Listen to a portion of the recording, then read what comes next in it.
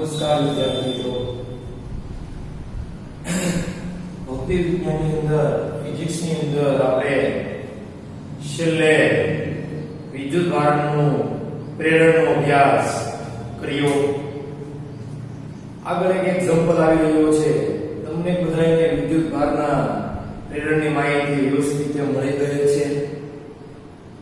વિદ્યુતભારનું પ્રેરણ આપણે જે કરાવ્યું તે સંપર્ક વગર કરાવ્યું હતું મિત્રો, કે કોઈ પદાર્થને અન્ય પદાર્થના સંપર્કમાં લાવ્યા વગર કઈ રીતે બીજા પદાર્થ અન્ય પદાર્થ ઉપર વિદ્યુતભાર પ્રસ્થાપિત કરી શકાય તેની ચર્ચા આપણે કરી ગયા બાદ હવેનો આપણો જે પોઈન્ટ છે એ પહેલા એક એક્ઝામ્પલ છે જે આપણે જોઈ લઈએ કે કોઈ એક વાહક ગોળા ઉપર તમારે ધન વિદ્યુતભાર પ્રસ્થાપિત કરવો હોય તો કેવી રીતે કરી શકાય.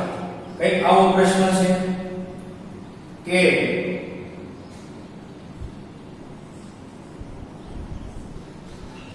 કોઈ વાહક પદાર્થ લઈ શકાય અથવા તો વાહક ગોળા પર તો વાહક ગોળાને ધન વિદ્યુત કોઈ વાહક ગોળા પર ધન વિદ્યુતભાર પ્રસ્થાપિત વિદ્યાર્થી મિત્રો,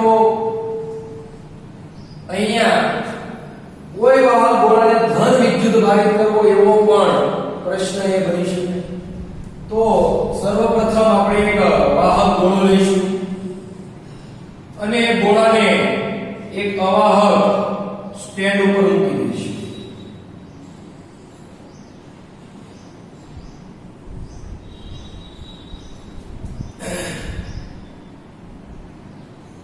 હવે તમને બધાને ખબર છે કે જે વાહક ગોળો છે કોઈ પણ પદાર્થ દ્રવ્ય તટસ્થ હોય છે. આને આપણે કયો વિદ્યુતભારિત કરવો છે મિત્રો? તો ધન વિદ્યુતભારિત કરવો છે. તો તમને બધાને ખબર છે કે આ બાજુ ધન વિદ્યુતભાર પ્રસ્થાપિત કરવા માટે તમારે કયા પ્રકારનો સળિયો લાવવો પડે? ધન વિદ્યુતભારિત સળિયો અથવા તો ઋણ વિદ્યુતભારિત સળિયો. વિચારો તમે. તો હું અહીંયા કઈ આ રીતનો એક ધન વિદ્યુતભારિત સળિયો લાવું તો શું થાય? તમને બધાને ખબર છે. તો અહીંયા બધું ઋણ વિદ્યુતભાર પ્રસ્થાપિત થાય, અહીંયા બધું કયો થાય મિત્રો? પ્રસ્થાપિત ધન થાય. તો મજા આવે નહીં. એક આપણે કામ કરીએ કે અહીંયા જે છે એ ધનની બદલે હું ઋણ લાવું તો શું થાય મિત્રો?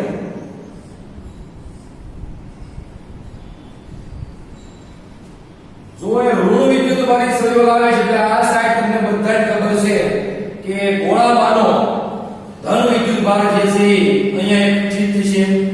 સપોઝ 4 ધન વિદ્યુતભારિત કણો આપણે એકત્રિત કરાવીએ છીએ. તો તમને ખબર છે 4 ને અનુકૂલિત પાછા 4 ઇલેક્ટ્રોન છે, કેમ કે જોડકામાં જ હોય, પેરમાં જ હોય. એ આપણે ખાસ ધ્યાન રાખીશું. જેટલો ધન વિદ્યુતભારિત પૂરો થાય એટલો જ ઋણ થાય, જેટલો ઋણ થાય એટલો જ ધન પૂરો થશે.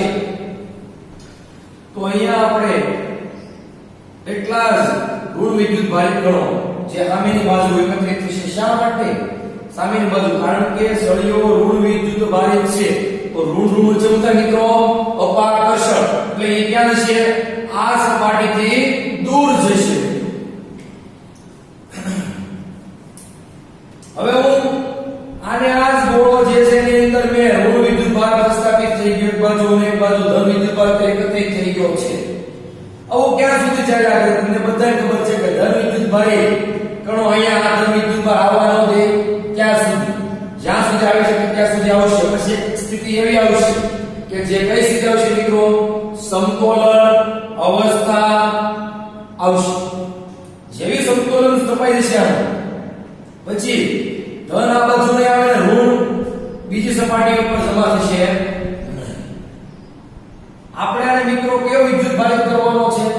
તો ધન ભારિત કરવો છે. હવે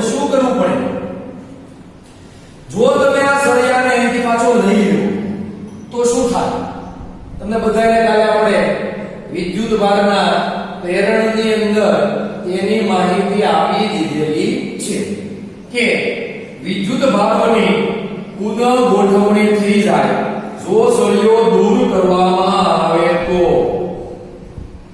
પણ આપણે એવું કરીશું નહીં, કેમ કે આપણે સળિયો દૂર કરવાથી કોઈ લાભ થવાનો છે નહીં. ખાસ મિત્રો અહીંયા જે છે સ્ટેન્ડ હવા કહેવાનું છે.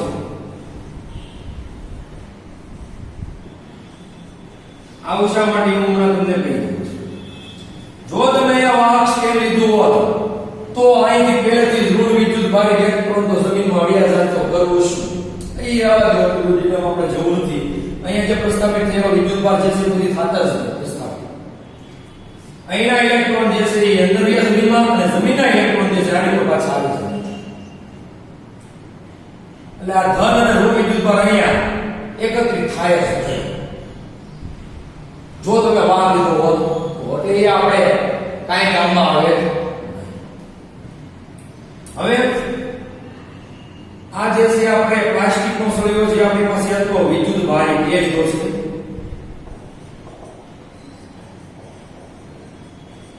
ક્યાં વિદ્યુત ભારી તો એ ઋણ ભારી તો મિત્રો આ જે છે વાહક ગોળો લીધો છે તો વાહક પદાર્થ તમે લઈ શકો કોઈ પણ આપણે વાહક ગોળા ઉપરનો જ એક્ઝામ્પલ કરીએ છીએ. હવે મિત્રો પુનઃ ગોઠવણી થઈ જાય જો સળિયો દૂર કરવામાં આવે તો.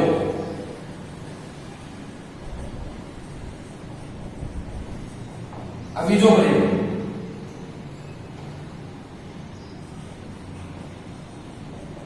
વિદ્યુત ભાર પુનઃ ગોઠવણ પામે છે.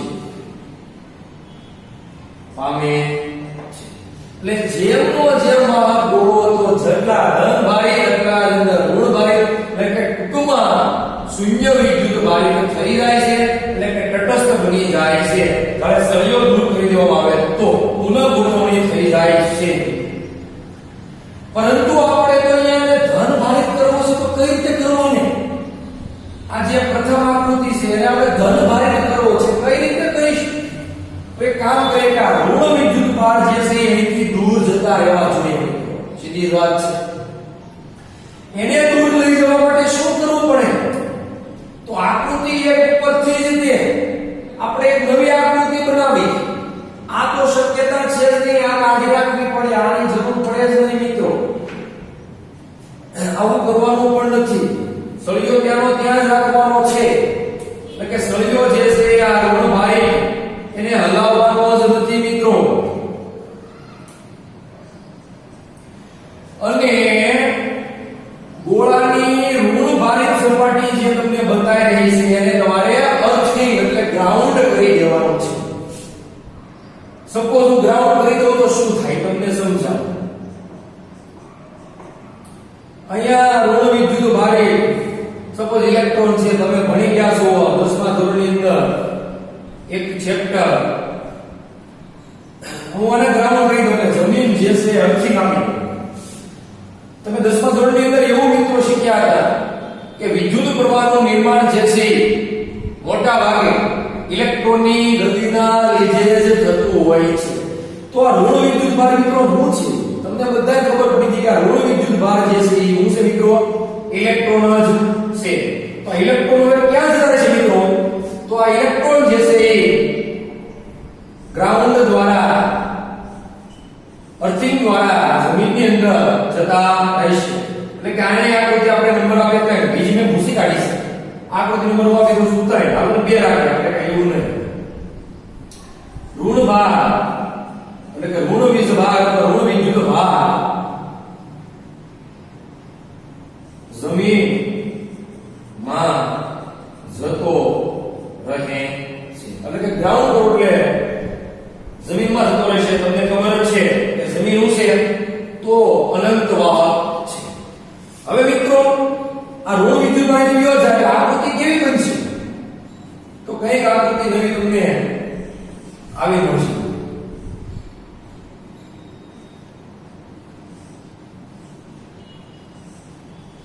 આને નંબર આપી દઈએ આપણે 3 કે અહીંયા ધન વિદ્યુત ભાર આ બાજુ જે આકર્ષિત રહેશે મિત્રો કે કઈ તમે સળિયો દૂર કર્યો નથી ધન ભારિત સળિયો જે તમે દૂર કર્યો સોરી ઋણ વિદ્યુત ભારિત સળિયો તમે દૂર કર્યો નથી ઋણ ભારિત શા માટે કારણ કે ધન અને ઋણ વચ્ચે થશે આકર્ષણ હવે શું થશે હજી આ વિદ્યુત ભારિત થયો કહેવાય નહીં ધન વિદ્યુત તો શું કરવું પડે તમારે આકૃતિ છે કે માત્ર ધન વીજભાર ગોળા પર રહે છે તેને હવે તમે જો સળિયો મિત્રો દૂર કરી નાખો તો કેવું થશે તો તમને ખબર છે કે હવે આકર્ષણ રહેશે નહીં અને ધન વીજભાર શું થશે સમગ્ર ગોળા ઉપર વિતરિત થઈ જશે ગોળાની સમગ્ર સપાટી પર સમગ્ર ગોળા ઉપર આ ધન વીજભાર જે છે વિતરિત થઈ જશે મિત્રો આ રીતે આપણે ચાર્જ ધન વીજભાર આપ્યો છે એટલે ચાર્જ બતાવીશું તમે જે રીતે આકૃતિમાં મિત્રો વીજભાર બતાવતા હોય એટલો જ બતાવવો વધારે બતાવવો નહીં એકમાં 4 હોય એકમાં 5 હોય તો મેળ પડે નહીં અહીંયા એક ખાસ 4 હોય તો 4 ઋણ વીજભાર છૂટો પડશે એટલે 4 જ બતાવવાનો ઋણ તો 4 જ ધન એનું એક ખાસ ધ્યાન રાખજો અહીંયા ધન વિદ્યુત ભાર સમગ્ર ગોળા ઉપર વિતરિત થઈ ગયો છે એટલે ક્યારે કહેવાય કે વાહક ગોળો ધન વિદ્યુત ભારિત બની ગયો છે તો ક્યારે આ આકૃતિ જે છે એ ચોથી કહી દઈએ અને ક્યારની તો ઋણ ભારિત અથવા પ્લાસ્ટિકનો સળિયો ઋણ ભારિત સળિયો અથવા તો પ્લાસ્ટિકનો જે સળિયો તો એ દૂર કર્યા બાદની સ્થિતિ એમ કહી શકાય મિત્રો તો એ વખતની આકૃતિ કે જે આપણે ધન વિદ્યુત ભારિત ગોળો બની ગયો છે તો મિત્રો આપણે આ રીતે કોઈ પણ વાહક પદાર્થ ઉપર અથવા વાહક ગોળા ઉપર ધન વિદ્યુત ભારને પ્રસ્થાપિત અથવા તો તેને ધન વિદ્યુત ભારિત બનાવી શકીએ છીએ હવે મિત્રો આપણે આની અંદર જ એક્સ્ટ્રા વધારે વિચારીએ તો કે જે તમારો પ્રશ્ન નથી કે ધારો કે આપણે કોઈ વાહક ગોળાને ઋણ ભારિત બનાવવો છે તો ઋણ ભારિત બનાવવા માટે શું કરવું પડશે તો એની પરિસ્થિતિ પણ આપણે અહીંયા અવલોકિત કરીએ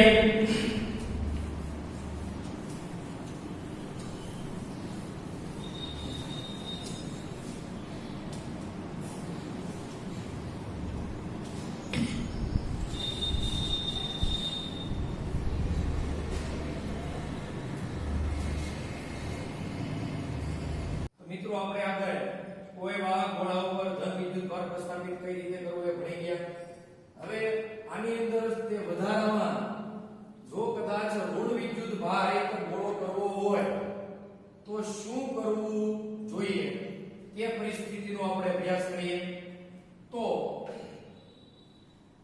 જે ધન વિદ્યુત ભારિત પરિસ્થિતિ આપણે ભણ્યા તેના કરતા તદ્દન વિરુદ્ધ સ્થિતિ આપણે ભણવી પડશે સપોઝ આ વાહક ગોળો છે વાહક ગોળા ઉપર તમને ખબર છે કે કઈ વિદ્યુત ભાર છે નહીં એટલે કે ટૂંકમાં તે તટસ્થ છે હવે આપણે તેને વિદ્યુત ભારિત કરવો છે તો અહીંયા ઋણ વિદ્યુત ભારિત કરવા માટે હું કાચનો સળિયો અથવા તો ધન વિદ્યુત ભારિત સળિયો ગોળાની નજીક લાવીશ ગોળાની નજીક આપણે ધન વિદ્યુત ભારિત સળિયો લાવીએ તો શું થાય છે તો એક સપાટી ઉપર ઋણ વિદ્યુત ભાર અને એને અનુકૂલન બીજી સપાટી ઉપર આગળની પરિસ્થિતિ દરમિયાન ધન વિદ્યુત ભાર એકત્રિત થશે ત્યારબાદ આપણે શું કરીશું તો સળિયાને દૂર કરીશું નહીં અને સળિયાને નજીક જ રાખીને ગોળાનું શું કરી દઈશું આપણે મિત્રો અર્થિંગ એટલે કે ગ્રાઉન્ડ કરી દઈશું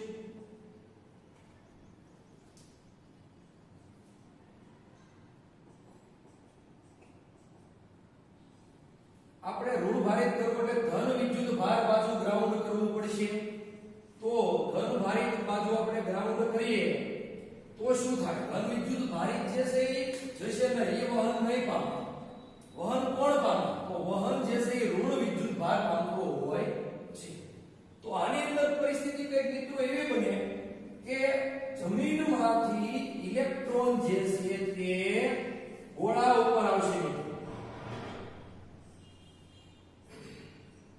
અને જે ધન વિદ્યુત ભારિત છે એને કેવા કરી નાખે, તટસ્થ કરી નાખશે.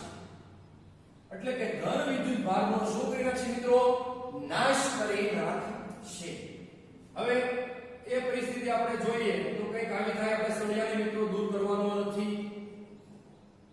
એટલે કે એક સપાટી ઉપર મિત્રો ઋણ વીજભાર રહેશે, કેટલો રહેશે તો આપણે 4 જ રાખેલો છે, તો 4 જ ઋણ વીજભાર બતાવવાનો છે. અને બીજી સપાટી ઉપર મિત્રો ધન વિદ્યુત ભાર વધી જશે, તટસ્થનો નાશ કરી નાખશે ઇલેક્ટ્રોન ઉપર આવીને અર્થિંગ દ્વારા જમીનમાંથી. ત્યારબાદ ધન વિદ્યુત ભારે સળિયાને દૂર કરશો એટલે સમગ્ર ગોળા ઉપર ઋણ વિદ્યુત ભાર વિતરિત થઈ જશે. અને આ રીતે તમે કોઈ પણ વાહક ગોળાને ઋણ વિદ્યુત ભારિત પણ કરી શકો છો.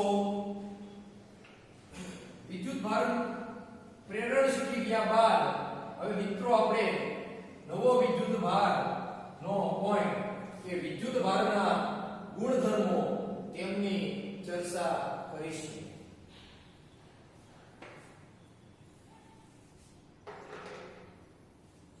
તો મિત્રો વિદ્યુત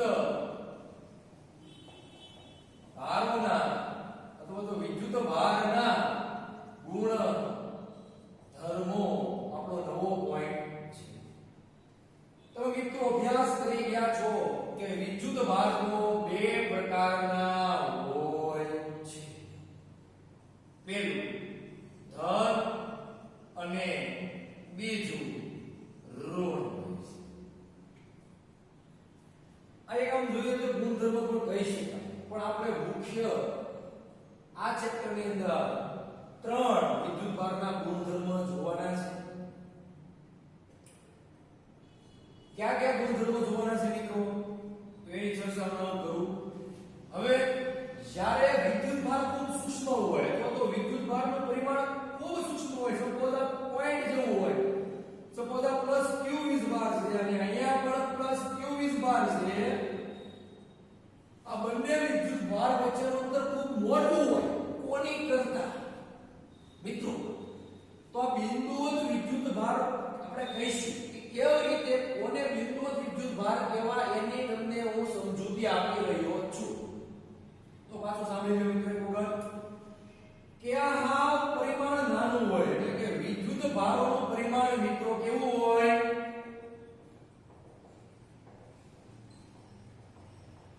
સાવ સૂક્ષ્મ હોય. અંતરની સરખામણીમાં પરિમાણ એટલે એનું માપ એટલે એનું મૂલ્ય કેટલું છે, તો અહીં તમને દેખાય છે બિંદુવત ને લીધા છે પોઈન્ટ, આ બિંદુ જેવા લાગે, બિંદુવત જે આપણે કહીશું. તો વિદ્યુત ભારોનું પરિમાણ ખૂબ જ નાનું હોય બંનેના અંતરની સરખામણીમાં, બંને વિદ્યુત ભારો વચ્ચેના અંતરની સરખામણીમાં, ત્યારે આપણે મિત્રો આવા વિદ્યુત ભારોને બિંદુવત વિદ્યુત ભારો તરીકે વ્યાખ્યાયિત કરીશું. અને અવકાશમાં ગમે તે જગ્યાએ આપણે પાથરી શકીએ છીએ. અવકાશમાં ગમે તે જગ્યાએ અને હોવાની સંભાવના દર્શાવી શકીએ છીએ. આપણે આ ચેપ્ટરની અંદર અથવા પછીના ચેપ્ટરની અંદર મોટા ભાગે બિંદુવત વિદ્યુત ભારોનો અભ્યાસ કરવાનો છે. બિંદુવત વિદ્યુત ભારોનું આખું તંત્ર વ્યવસ્થા વિચારવાની છે મિત્રો આપણે. હવે પછીના મેં તમને જે ચર્ચા કરી તે મુખ્ય 3 ગુણધર્મો. પહેલો તો વિદ્યુત ભારોનો શું થાય છે, તો વિદ્યુત ભારનો સરવાળો થાય છે.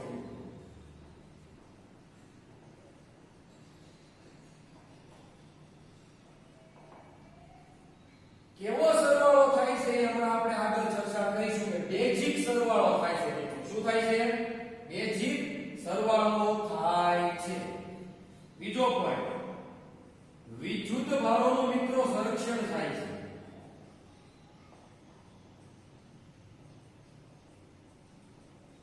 એટલે કે જે રીતે ઉર્જાનું પણ સંરક્ષણ થાય છે એ રીતે વિદ્યુત ભારોનું પણ સંરક્ષણ થાય છે, એ પણ આપણે ચર્ચા કરીશું. અને થોડીક માહિતી આપણે રેશમનું કપડું અને સળિયા દ્વારા તો વાત કરી જ હતી. મિત્રો ત્રીજો પોઈન્ટ આપો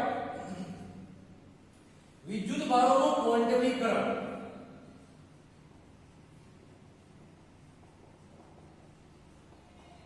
વિદ્યુત ભારોનું ક્વોન્ટમીકરણ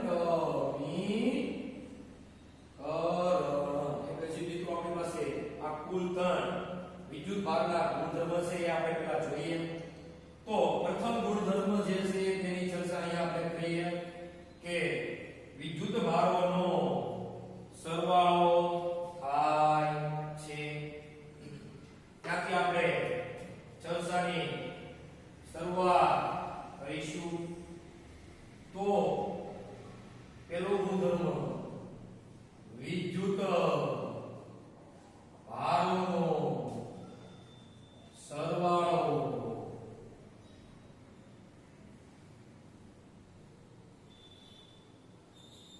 થાય. મિત્રો વિદ્યુત ભારો જે છે એનો આપણે બધાનો સરવાળો કહીશું, પણ કેવો સરવાળો થાય છે તેની આપણે ચર્ચા કરવાની છે. સદિશ સરવાળો કે અધિ સરવાળો એટલે કે બેઝિક સરવાળો. તો એટલે કે આપણે કાઉન્સમાં કે બેઝિક સરવાળો થાય વિદ્યુત ભારોનો બેઝિક સરવાળો આપણે કરીશું.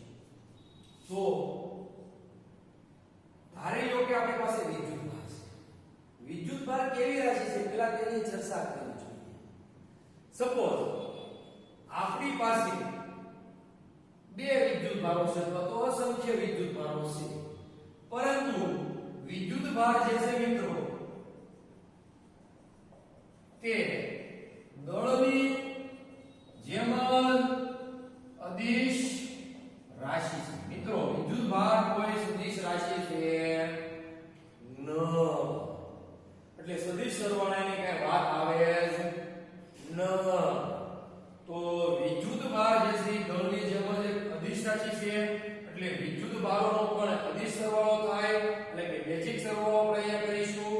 ધારી લો કે વિદ્યુત ભારનો સરવાળો આપણે દળનો જેમ સરવાળો કરતા કે કુલ કોઈ પદાર્થનું દળ m બરાબર m1 m2 m3 m4 up to mn કરતા n કણોનું તંત્ર હોય તો n કણોના તંત્રના દળોના કુલ સરવાળો એટલો થાય. તેવી જ રીતે ધારી લો કે તમારી પાસે 5 ને પણ અસંખ્ય કણો છે. સપોઝ ધારી લો કે q1 q2 q3 q4 up to qn જેટલા કણો તમારી પાસે છે. મિત્રો અહીંયા q સંજ્ઞા જે છે તમારે 10મા ધોરણમાં આવતી છે, જે વિદ્યુત ભારોની સંજ્ઞા છે. આપણે એટલા qn વિદ્યુત ભારિત કણોનો સરવાળો કરવો છે. તો કઈ રીતે કરવો? તો કુલ વિદ્યુત ભાર q બરોબર q1 q2 q3 q4 up to qn એ રીતે વિદ્યુત ભારોનો બેઝિક સરવાળો આપણે કરી શકીએ છીએ. હજી તમારે વધારે ડિટેલમાં જોવું હોય તો ધારી લો કે કોઈ વિદ્યુત ભાર કઈ એકમમાં, જે આપણે એકમ મિત્રો અહીંયાની વ્યાખ્યાયિત કરીએ, તમને બધાને ખબર તો છે જ તે કે વીજભારનો એકમ એટલે કે વિદ્યુત ભારનો એકમ કુલમ છે. તે આપણે ક્વોન્ટમીકરણની અંદર વ્યાખ્યાયિત કરવાનો છે. અત્યારે ધારો કે કોઈ વિદ્યુત ભાર એવા એકમોમાં એના મૂલ્યો અહીં આપી દો કે સપોઝ એક -1 છે, +2 છે, +5 છે, -4 છે, -2 છે. તમે કોઈ પણ મિત્રો મૂલ્ય લઈ શકો. સપોઝ 5G અગેન 6 છે. તો આ બધા જ વિદ્યુત ભારો છે તેનો તમારે સરવાળો કરવો છે. તો આનો પરિણામી સરવાળો મિત્રો -1 +2 +5 +4 +2 +6 તો છે જ તે. અહીંથી બધે વચ્ચે ખાલી એક વત્તા નિશાન મૂકવાની છે ભાઈ. મૂકવાનું છે મિત્રો ખાલી વચ્ચે વત્તાની નિશાની. આ બધા કઈ મૂલ્યમાં છે. એકમ આપણે આપ્યો નથી એટલે લખતા નથી કુલમ. ખરેખર એકમ તો એનું શું છે? કુલમ જ છે. તો કુલ જવાબ શું આવે મિત્રો? 6 - 2 એટલે 4. 4 સારું છે મિત્રો યાદ છે. 5 - 1 એટલે મિત્રો કેટલા થાય? 4 અને વત્તા 2 કેટલો આવશે મિત્રો જવાબ? 6. તો આ રીતે વિદ્યુત ભારોનો કુલ બેઝિક સરવાળો પણ કરી શકાય. એક આ ગુણધર્મ થયો. બાકીના હવે બંને ગુણધર્મ આપણે આવતા ક્લાસમાં જોઈશું મિત્રો.